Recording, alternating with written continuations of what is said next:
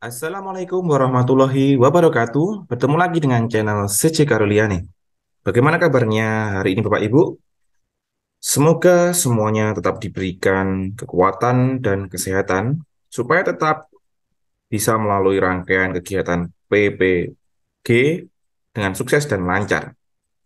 Baik, kali ini kita akan membahas prediksi soal uji pengetahuan PPG dalam jabatan tahun 2023 dengan pembahasan dan kunci jawaban tentunya. Sebelum kita mulai, marilah kita berdoa terlebih dahulu. Berdoa mulai. Berdoa selesai, baiklah kita mulai.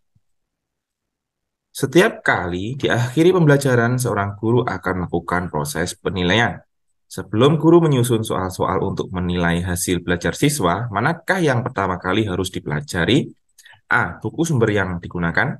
B. Kurikulum dan silabus. C. Karakteristik siswa. D. Indikator pencapaian kompetensi. E. Kemampuan awal siswa.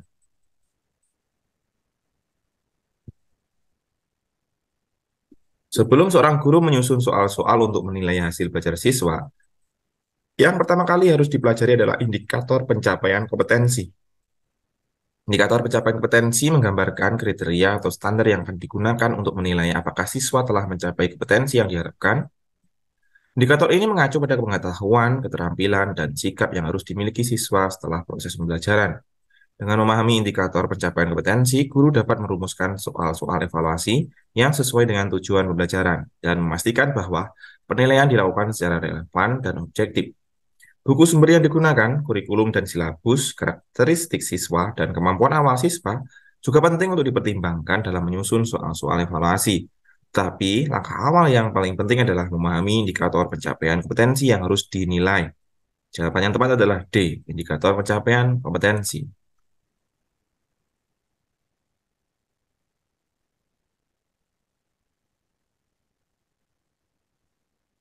Nomor 2, gerakan proyektil dengan sudut 45 derajat sangat cocok digunakan dalam olahraga titik-titik agar mendapatkan hasil yang maksimal. A. Tolak peluru dan lompat jauh. B. Bola voli dan sepak bola. C. Sepak bola. D. Bulu tangkis dan tenis meja. E. Lompat tinggi dan lempar lembing.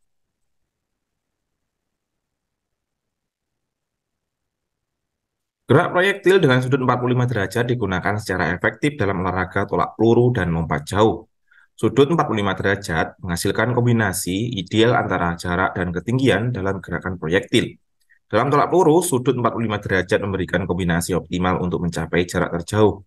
Dalam lompat jauh, sudut 45 derajat memberikan sudut yang baik untuk mencapai jarak terjauh sambil tetap mempertahankan ketinggian yang cukup untuk mengoptimalkan lompatan. Bola voli, sepak bola, bulu tangkis, tenis meja, lompat tinggi, dan lempar lembing tidak secara khusus membutuhkan sudut 45 derajat dalam gerakan proyektil mereka.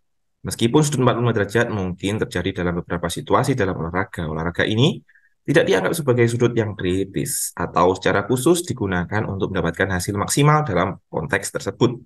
Jawaban yang tepat adalah A, tolak peluru dan lompat jauh.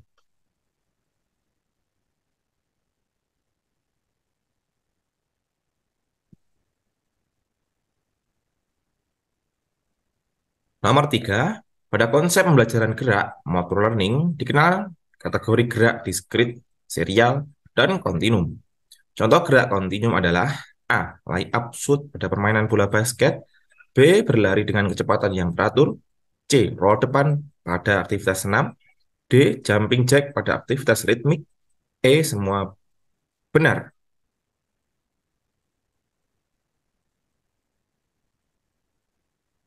Gerak kontinum adalah konsep pembelajaran gerak motor learning mengacu pada gerakan yang tidak memiliki titik awal dan akhir yang jelas. Gerakan ini berlangsung secara terus-menerus dan tidak dapat dibagi menjadi unit gerakan yang terpisah. Contoh gerak kontinum adalah roll depan pada aktivitas senam, di mana tubuh berputar secara halus tanpa titik awal atau akhir yang jelas. Jawaban yang tepat adalah C, roll depan pada aktivitas senam.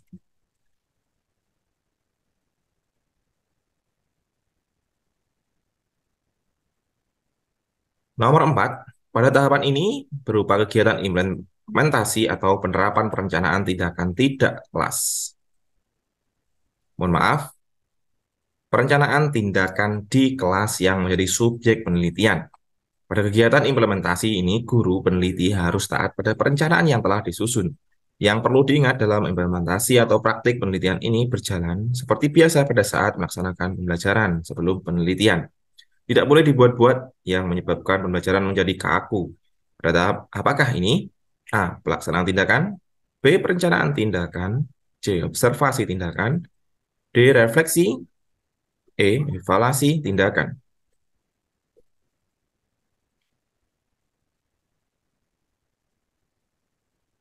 Pada tahap ini, kegiatan implementasi atau penerapan perencanaan tindakan dilakukan di kelas yang menjadi subjek penelitian. Guru atau peneliti menjalankan tindakan atau praktik pembelajaran sesuai dengan perencanaan yang telah disusun sebelumnya. Penting bagi guru atau peneliti untuk taat pada perencanaan yang telah dibuat dan tidak membuat perubahan yang menyebabkan pembelajaran menjadi kaku. Tahap ini disebut pelaksanaan tindakan karena merupakan tahap di mana tindakan atau praktik yang direncanakan diimplementasikan di kelas. Pada tahap ini, guru atau peneliti mengamati dan melaksanakan pembelajaran seperti biasa. Sebelum penelitian dilakukan, observasi tindakan dan evaluasi tindakan merupakan tahapan yang terkait dengan pengamatan dan penilaian terhadap tindakan yang telah dilakukan. Refleksi merupakan tahap di mana guru atau peneliti merenungkan dan mempertimbangkan hasil dan pengalaman yang diperoleh dari pelaksanaan tindakan untuk tujuan pengembangan lebih lanjut. Jawaban yang tepat adalah A. Pelaksanakan tindakan.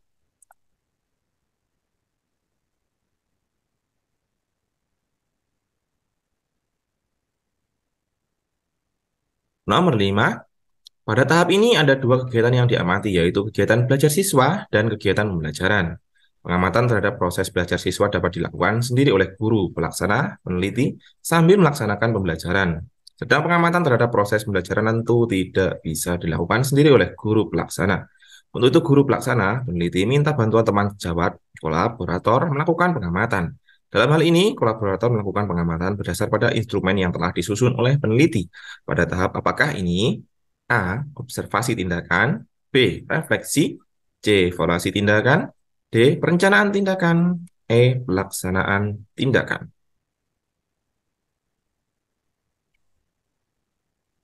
Pada tahap ini, terdapat dua kegiatan yang diamati, yaitu kegiatan belajar siswa dan kegiatan pembelajaran. Pengamatan terhadap proses belajar siswa dapat dilakukan sendiri oleh guru pelaksana saat melaksanakan pembelajaran. Guru pelaksana mengamati dan memperhatikan interaksi siswa, partisipasi, respon, dan tingkat pemahaman mereka selama pembelajaran berlangsung. Namun, pengamatan terhadap proses pembelajaran tidak bisa dilakukan sendiri oleh guru pelaksana. Oleh karena itu, guru pelaksana meminta bantuan dari teman sejawat atau kolaborator untuk melakukan pengamatan terhadap proses pembelajaran. Kolaborator melakukan pengamatan berdasarkan instrumen yang telah disusun oleh peneliti, sehingga peneliti dapat memperoleh data dan informasi yang lengkap. Dalam konteks ini, tahap yang dijelaskan adalah observasi tindakan, di mana guru pelaksana, peneliti melakukan pengamatan terhadap proses belajar siswa dan meminta bantuan kolaborator untuk mengamati proses pembelajaran. Jawaban yang tepat adalah A. Observasi tindakan.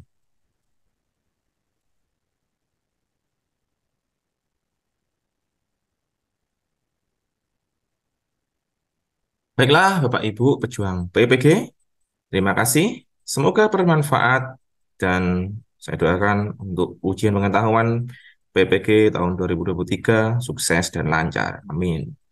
Sampai jumpa di video selanjutnya dan wassalamualaikum warahmatullahi wabarakatuh.